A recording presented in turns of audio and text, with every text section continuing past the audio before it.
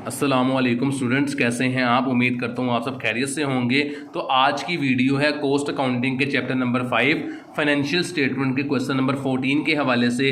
CGS वाला ये chapter है। अगर मैं आपसे कहूँ कि ये एक क्वेश्चन कर लें तो आप इसको अच्छे तरीके से रेडी कर लीजिएगा, क्योंकि ये पेपर पॉइंट ऑफ व्यू से मोस्ट इम्पोर्टेंट क्वेश्चन है, इंतहाई आसान है। पेपर में 4-5 दफ़ा ये क्वेश्चन आ भी चुका है। तो क्वेश्चन को स्टार्ट करते हैं। 31 मई को अल हकीम फार्मेसी को आग लगी थी, जिसके नतीजे में processing building had and the work in process inventory व कंप्लीटली डिस्ट्रॉयड के वर्क इन प्रोसेस इन्वेंट्री मुकम्मल तौर पर जल गई थी। जो fire brigade successfully save to store room, जो फायर ब्रिज था वो इंफॉर्मेशन जो स्टोर रूम की थी वो बचाने में कामयाब हो गया, जिसमें पता लगा कि आफ्टर द फायर, आग लगने के बाद जो फिजिकल इन्वेंट्री बच गई थी उसमें रॉ मटेरियल था 65,000 का, फिनिशिंग गुड्स थी 1,05,000 रुपये की और सप्लाईज थी 10,000 रुपये की।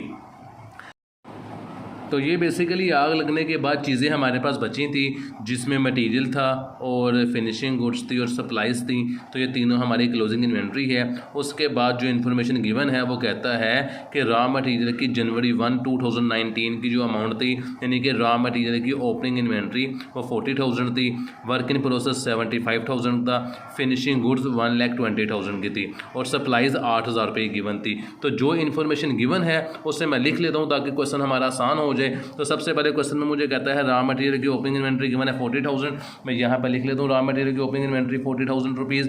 इसके बाद सवाल में कहता है वर्क इन प्रोसेस की ओपनिंग इन्वेंट्री 75,000 रुपीज़। लिख लेते हैं वर्क इन प्रोसेस की ओपनिंग इन्वेंट्री 75,000 रुपीज़। फिर फिनिशिंग की ओपनिंग इन्वेंट्री है 1,20,000 रुपये। तो यहाँ पर लिख लेते हैं फिनिशिंग की ओपनिंग 1,20,000 रुपये। इसके बाद सवाल में जो इन्फॉर्मेशन गिवन है वो बता रहा था कि रॉ मटेरियल की क्लोजिंग इन्वेंट्री 65,000 है। तो यहाँ पर 65,000 रॉ मटेरियल की क्लोजिंग इन्वेंट्री लिख देंगे। उसके बाद फिनिशिंग की क्लोजिंग इन्वेंट्री है 1,05,000 रुपये। यहाँ पे लिख देते हैं 1,05,000 रुपये फिनिशिंग गुड्स की क्लोजिंग इन्वेंट्री मेरे पास गिवन है। इसके बाद सवाल में जो इन्फॉर्मेशन बता रहा था वो बता रहा है कि आपके पास पिछले 5 सालों की सेल गिवन है और पिछले 5 सालों का आपके पास जीपी गिवन है, यानी पिछले 5 सालों का डाटा आपको दे दिया गया है। मजीद अगर क्वेश्चन में इन्फॉर्मेशन गिवन है तो वो यहाँ पर कहता है सेल गिवन है 9,60,000 रुपये की, मटेरियल परचेज की जो अमाउंट है वो 2,50,000 रुपये है, फ्रेट ऑन परचेज जो किराया दिया है वो 12,000 रुपये है। तो परचेज गिवन है 2,50,000 रुपये। लिख लेते हैं परचेज गिवन है 2,12,000 रुपये। इसके अंदर फ्रेट को ऐड कर देते हैं, जो किराया वगैरह होता है वो 12,000 रुपये था।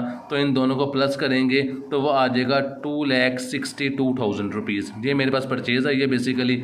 इसके बाद जो मेरे पास अमाउंट गिवन है वो मेरे पास कहता है कि डायरेक्ट लेबर है फर्स्ट 5 मंथ की 1,60,000 रुपये। तो डायरेक्ट लेबर कॉस्ट गिवन है 1,60,000 रुपये। इसके बाद जो इन्फॉर्मेशन गिवन है वो कहता है कि फॉर द पास्ट 5 ईयर, पिछले 5 सालों में जो FOH हो रही थी वो 75% लेबर की हो रही थी। जो पिछले 5 सालों में चल रही है FOH वो इस साल भी ले लेंगे, यानी कि लेबर का हम ले लेंगे 75%, तो वो हमारे पास FOH आ जाएगी। तो लेबर की अमाउंट गिवन है 1,60,000 रुपये, इसका 75% लेंगे तो वो हमारे पास FOH आ जाएगी। तो यहाँ पे लिख लेते हैं 1,60,000 रुपये का 75% लेते हैं हम, वर्किंग करते हैं 1,60,000 जो लेबर की अमाउंट गिवन थी इसका 75% लिया तो वो आता है 1,20,000 रुपये।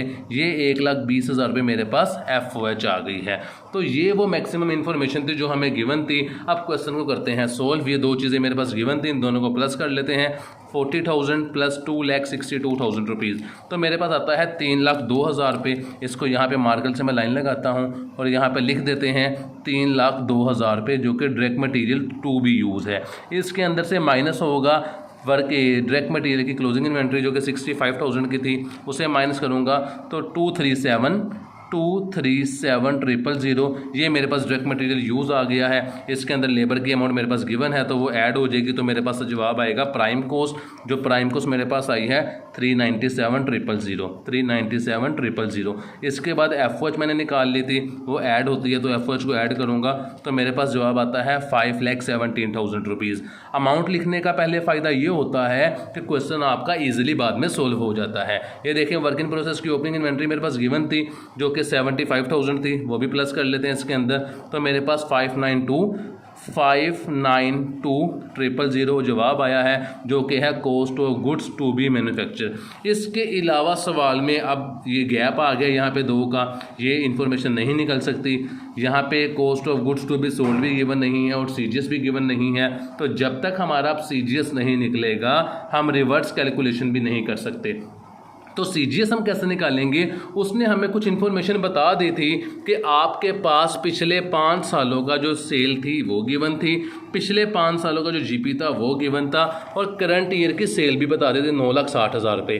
तो इन तीनों चीज़ों को इस्तेमाल करते हुए हम इस साल का सीजीएस निकाल लेंगे। सीजीएस निकालने का फॉर्मूला होता है sale minus GP is equal to CGS. Sale मेरे पास इस साल की गिवन है 9,60,000 रुपये, ये देखें, इसको मैं यहाँ पे लिख लूँगा 9,60,000 रुपये। इसके अंदर से मैंने माइनस करना है जीपी को, लेकिन एक मसला ये है कि मुझे इस साल का जीपी गिवन नहीं है। तो जीपी मैं कैसे निकालूंगा, जीपी का फॉर्मूला होता है जीपी टू सेल रेशो, कि इस फॉर्मूले की मदद से मेरी जीपी की परसेंटेज निकलेगी। मुझे जो पिछले 5 सालों का जीपी गिवन है उसे मैं डिवाइड कर दूंगा पिछले 5 सालों की सेल के ऊपर और मल्टीप्लाई कर दूंगा 100 से। तो पिछले 5 सालों का जो जीपी मेरे पास गिवन था वो ये गिवन था 2328,000। तो यहाँ पे लिख देते हैं 2328,000, ये 5 सालों का जीपी गिवन था। इसको डिवाइड कर देंगे हम प्रीवियस ईयर 5 सालों के सेल पे 7760,000, ये 5 सालों की सेल थी, मल्टीप्लाई 100 किया मैंने। तो मैं आंसर निकाल के दिखाता हूँ 2328,000 मल्टीप्लाई बाय 100 डिवाइडेड बाय 77760,000। तो ये मेरे पास आता है 30%, यानी कि जो मेरे पास जीपी की परसेंटेज आई है वो मेरे पास आई है 30%। कि अगर मैं सेल का 30% लूँगा पिछले 5 सालों में तो वो मेरा ग्रोस प्रॉफिट आएगा। यही मैं इस साल अप्लाई कर दूंगा करंट ईयर की सेल के ऊपर कि जीपी की परसेंटेज निकली है 30%। जीपी जो मेरे पास इस साल है वो 30% है सेल का। तो सेल की अमाउंट मेरे पास गिवन थी कितनी, 9,60,000 रुपये। अगर मैं 9,60,000 रुपये का 30% लूँगा तो वो मेरे पास ग्रोस प्रॉफिट आ जाएगा। लेके देखते हैं जी, ये जो आपने 30% जीपी की रेशो अप्लाई करनी है इसको आपने करंट ईयर की सेल के ऊपर करना है ताकि आपका करंट ईयर का ग्रोस प्रॉफिट निकले। तो 9,60,000 रुपये को मैंने मल्टीप्लाई किया 30 से और डिवाइड किया 100 के ऊपर, तो मेरे पास जवाब आ जाएगा करंट ईयर का ग्रोस प्रॉफिट, जो कि आया है 288,000। ये ग्रोस प्रॉफिट है। तो फॉर्मूला होता है sale minus gross profit, CGS आ जाता है। तो ग्रोस प्रॉफिट मेरे पास निकला है 288,000। सेल मेरे पास गिवन थी 9,60,000 रुपये। 9,60,000 में से 2,88,000 को माइनस करूँगा तो मेरे पास सीजीएस आ जाएगा, जो कि आया है 672,000। ये मेरे पास आया है बेसिकली सीजीएस। इस सीजीएस को उठा के हम यहाँ पे पुट कर देते हैं, जो हमारा सीजीएस निकला है 6,72,000 रुपये। अब देखें जी, रिवर्स कैलकुलेशन में मेरे पास फिनिशिंग गुड्स की क्लोजिंग इन्वेंट्री लेस होती है, तो रिवर्स करेंगे तो ये ऐड हो जाएगी, प्लस कर देते हैं 1,05,000 रुपये, क्योंकि रिवर्स कैलकुलेशन में चीज़ें ऐड हो जाती हैं जो लेस हो रही होती है। तो मेरे पास 777,000 आता है cost of goods available for sale, जिसको cost of goods to be sold कहते हैं। फिनिशिंग की ओपनिंग इन्वेंट्री ऐड होती है, रिवर्स में लेस हो जाएगी, माइनस कर देंगे 1,20,000 रुपये, तो मेरे पास आता है 657,000, जो कि मेरे पास आया है कॉस्ट ऑफ गुड्स मैन्युफैक्चर। इन दोनों का डिफरेंस लूँगा तो वर्क इन प्रोसेस की क्लोजिंग इन्वेंट्री निकाल आएगी माइनस 592,000। तो वर्क इन प्रोसेस की क्लोजिंग इन्वेंट्री आई है 65,000 रुपीज़। तो हम अपना आंसर वगैरह चेक कर लेते हैं क्वेश्चन के अंदर। वर्क इन प्रोसेस की इन्वेंट्री जो आग से जल गई थी वो 65,000 की थी। ये देखें हमने जो अभी निकाली है रिवर्स कैलकुलेशन से 65,000 रुपीज़। ये क्वेश्चन कंप्लीट हो चुका है। जो चीज़ आपने याद रखनी है क्वेश्चन के अंदर वो ये है कि आपने यहाँ पर जीपी टू सेल रेशियो का फॉर्मूला लगाना है।